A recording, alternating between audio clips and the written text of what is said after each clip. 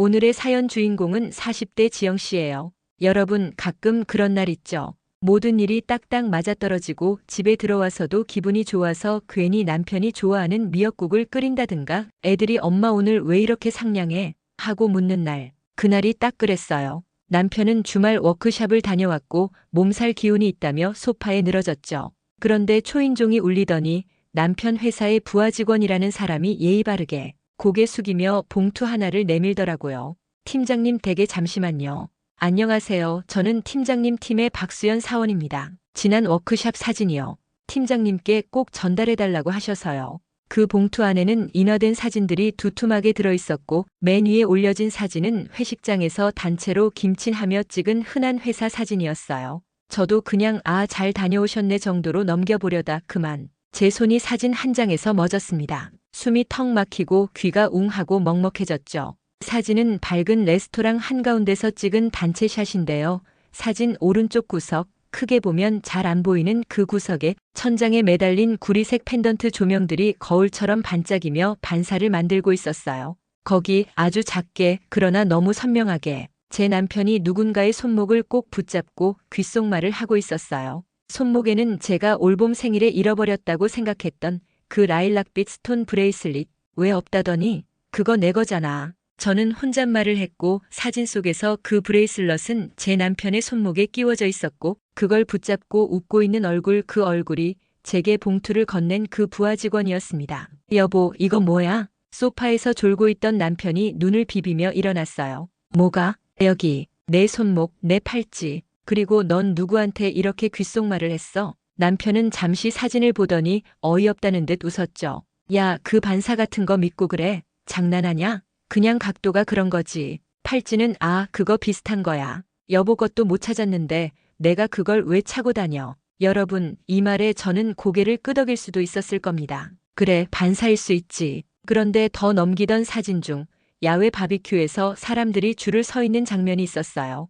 그 사진의 왼쪽 뒷유리창에 어렴풋이 비친 장면 남편이 누군가의 머리카락을 귀 뒤로 넘겨주며 웃고 있었어요.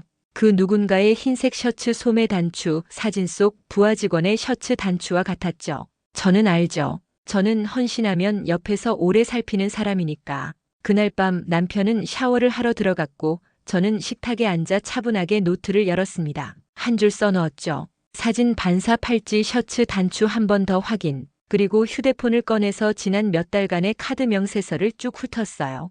회식 날이라고 했던 금요일 밤 아르테라는 같은 레스토랑 결제가 2건. 첫 결제는 단체 예약 금액으로 보였고 두 번째 결제는 1시간 반 뒤 프라이빗룸 추가 요금. 남편은 그 시간에 팀원들과 둘차라고 했죠. 장소? 강 근처야. 다음 날 저는 아이들 등교시키고 머리를 하나로 묶고 차를 몰아 그 레스토랑으로 갔습니다. 매니저를 찾아서 이렇게 말했죠. 저 지난주 금요일에 프라이빗룸 쓰신 분 중에 회사 워크숍 팀장님 계셨죠? 저희 남편이거든요.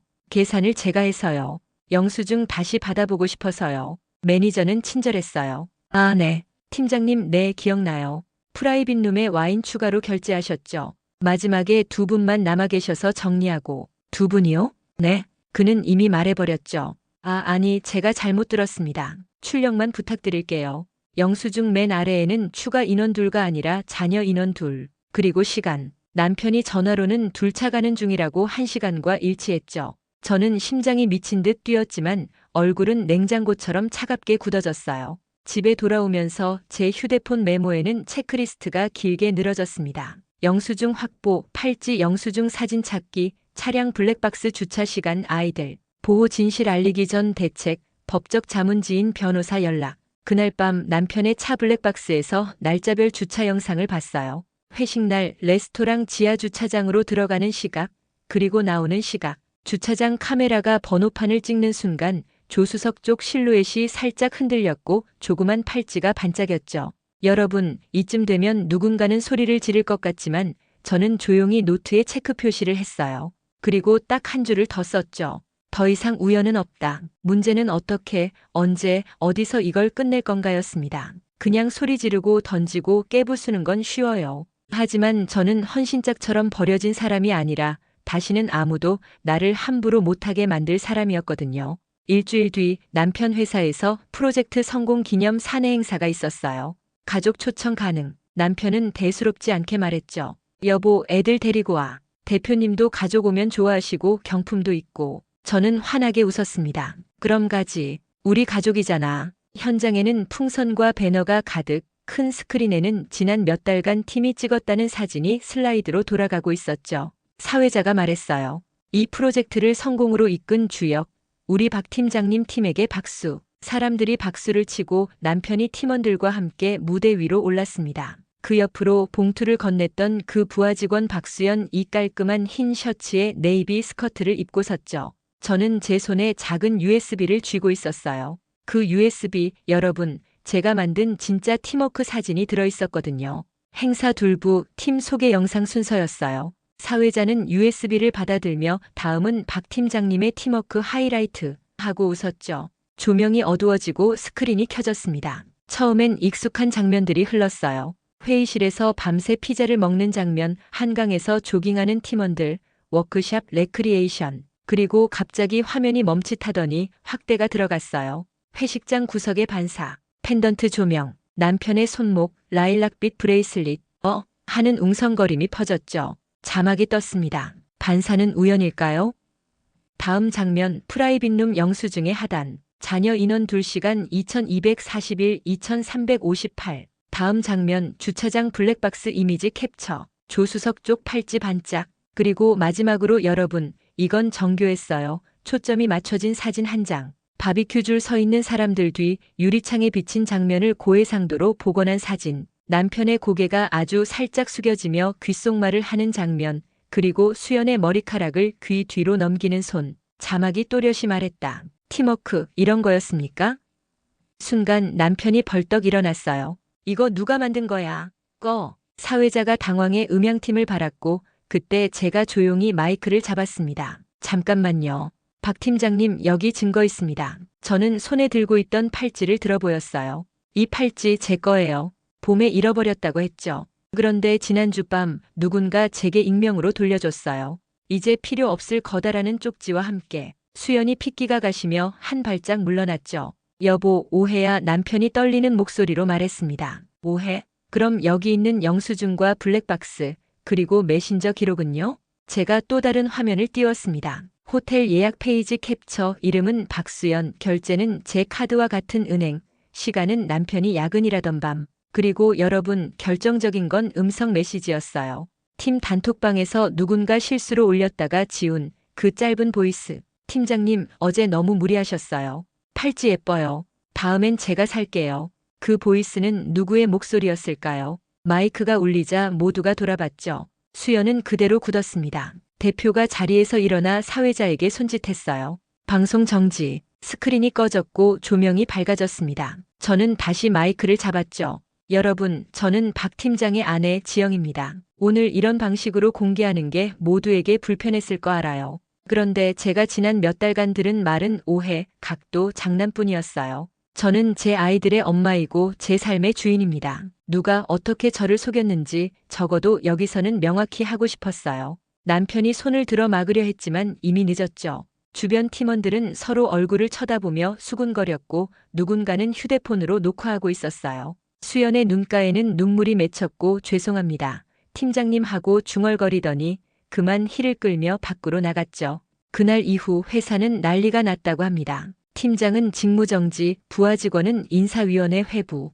박 팀장님 팀원들 앞에서 그렇게 아내분이 공개하셨대. 저 팔찌 얘기 들었어? 이런 식의 귓속말이 사무실에 퍼졌다는 말을 저는 나중에 들었어요. 남편은 집에 돌아와 무릎을 꿇고 말했죠. 미안하다. 진짜 나도 왜 그랬는지 모르겠다. 내가 왜 그랬는지 나는 알아. 만만했으니까. 내가 견딜 줄 알았으니까. 우리가 애들도 있고. 그래, 그래서 내가 법대로 할 거야. 애들 생각해서 감정 대신 절차로. 여러분, 여기서 사이다가 끝났다고 생각하시면 오산입니다. 저는 그 다음날 변호사 사무실에 갔어요. 위자료 청구, 양육권, 재산분할. 한국에서는 간통죄는 없어졌지만 불법 행위에 따른 손해배상, 그러니까 위자료 청구는 가능하죠. 변호사는 서류를 훑어보고 말했어요. 증거 확보가 좋습니다. 특히 공개 행사에서의 영상, 영수증, 블랙박스 메시지, 상대방 즉 제세자에 대한 위자료도 함께 청구하시죠. 저는 고개를 끄덕였습니다. 그리고 아이들은 제가 키웁니다. 남편이 양육에 성실했지만 이 사정이 반영되겠죠. 좋습니다. 절차 들어갑니다. 법정에서의 장면 아직도 생생해요. 남편은 고개를 숙였고 수연은 변호사와 함께 들어왔지만 질문 몇 개에 제대로 답하지 못했죠. 사진 속 팔찌는 원고의 소유로 확인되는데 피고는 어떻게 그 팔찌를 소지하게 되었습니까? 선물로 받은 줄 알았습니다. 누구에게서요? 피피고 박에게서요. 박피고 원고의 팔찌를 왜 소지하고 있었습니까? 남편은 입술을 깨물었죠. 집에서 우연히 주운 걸로. 주었다는 표현 참 편하네요. 제가 속으로 중얼거렸지만 판사 앞에서는 한마디도 안 했어요. 저는 미소 한 번 짓지 않았고 눈물 한 방울 흘리지 않았습니다. 이미 충분히 울었거든요. 선고는 깔끔했어요. 혼인 파탄 책임 인정. 남편과 제세자에게 각 위자료 지급. 재산 분할은 제게 유리하게, 양육권은 제게, 양육비는 남편에게. 저는 판결문을 받아드는 순간 한숨 대신 길게 숨을 들이켰어요. 끝났다는 확신이 아니라 이제 내가 시작한다는 마음으로요. 회사에서는 그 후일담이 더 영화 같았습니다. 대표는 윤리 강령 재정비를 선언했고 남편은 관리자 직무해제 및 보직 해임 통보를 받았죠. 수연은 자진사직 처리. 그리고 들리는 소문에 따르면 같은 팀의 다른 대리님이 이렇게 말했다고 해요. 사장님, 그날 행사 때 아내분이 자료 준비한 거 솔직히 팀장이 한 달 동안 우리를 얼마나 들볶았는지 생각하면 고소한 면도 있었습니다. 누군가는 제게 메시지를 보냈어요. 저희가 그동안 박 팀장님 일로 고생했는데 그날 덕분에 다 숨통 트였어요. 죄송하고 감사합니다. 저는 답장을 하지 않았습니다. 그들의 감정은 그들의 몫이고 제 싸움은 제 것이니까요. 다만 제 노트에 한 줄을 더 썼죠. 나를 무너뜨리려던 방식으로 그들이 무너졌다. 아이들은요? 걱정 많으셨죠? 저는 아이들에게 사실을 전부 말하지 않았어요. 대신 이렇게 설명했습니다. 아빠랑 엄마는 당분간 떨어져 지낼 거야. 어른들끼리의 사정이 있고 법원에서 정하게 될 거야.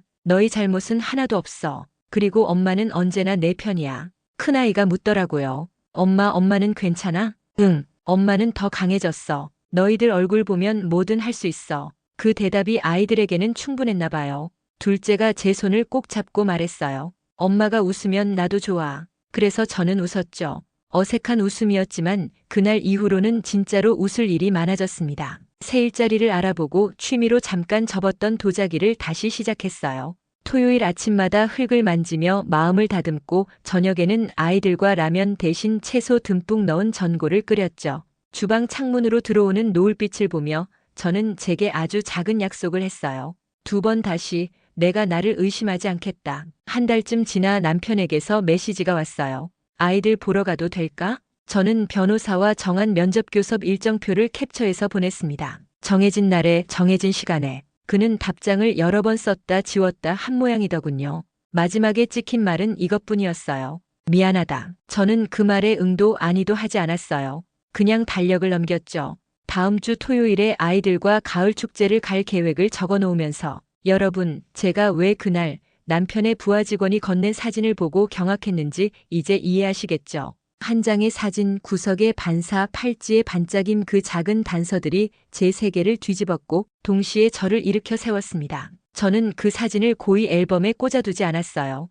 대신 그 사진의 뒷면에 이렇게 적었습니다. 나는 나를 믿었다. 그리고 맞았다. 마지막으로 그날 행사장에서의 한 장면을 기억하고 싶어요. 스크린이 꺼지고 사람들이 술렁이는 사이 대표가 제게 다가와 조용히 말했습니다. 사모님 죄송합니다. 회사에서 더 신경 썼어야 했습니다. 저는 고개만 살짝 끄덕였죠. 대표님 사과는 괜찮아요. 저는 제가 할 일을 했고 대표님도 하실 일을 하시면 됩니다. 그리고 한 가지만 부탁드릴게요. 말씀하세요. 여기 있는 젊은 직원들 그리고 그들의 가족이 누군가의 장난과 오해라는 이름으로 상처받지 않도록요.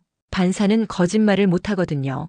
그 후 저는 아이들과 함께 작은 여행을 다녀왔고 돌아오는 길에 팔찌를 보석함 맨 밑칸에 넣었습니다. 더는 그 팔찌를 차지 않을 거예요. 대신 제 손목에는 얇은 은 실팔찌 하나가 감겨 있죠. 친구가 선물해 준 건데 매듭을 스스로 묶은 다음 이런 말을 했어요. 지영아, 너는 이제 내가 묶고 내가 푼다. 그래요. 저는 이제 제 삶을 제 손으로 묶고 필요하면 제 손으로 풉니다. 남편도 그 부하 직원도 회사도 그 어느 누구도 제 손목을 잡아 끌 수 없어요. 제 어깨를 누를 권리도 없고요.